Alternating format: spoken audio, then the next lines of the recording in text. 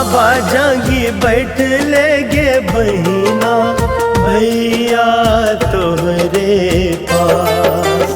बाबा जांगी बैठ ले गे बहिना भैया तोहरे पास। चंदा जैसन मुहवा के बहिना काहे कैन छे उदास। चंदा जैसन मुहवा गे बहिना काहे कैले छे उदास। कते तोरा कहियो हो भैया कते तोरा दियो ज्ञान। कते तोरा कहियो हो भैया कते तोरा दियो ज्ञान। होते भिनु सरवा हो भैया बहिना हुई तबीरान। होते भिनु सरवा हो भैया बहिना हो तबीरान।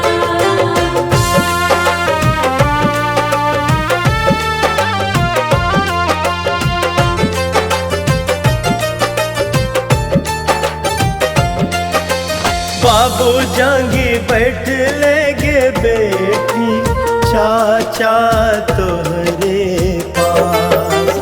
बाबू जांगी बैठ ले गे बेटी चाचा तोहरे पास।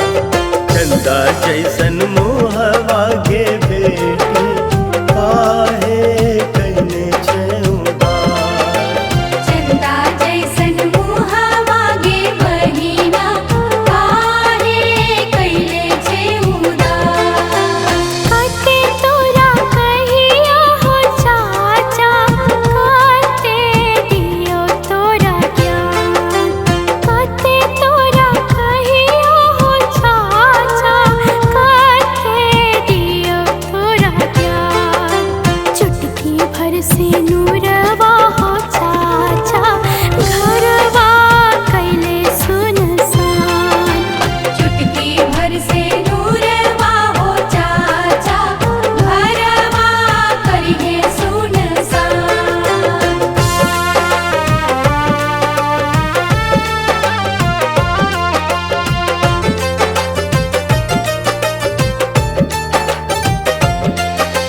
मामा जांगी बैठ ले गे बहिना भैया तोहरे पास।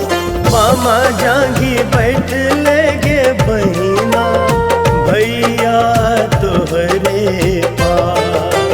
चंदा जैसन मुहवा गे बहिना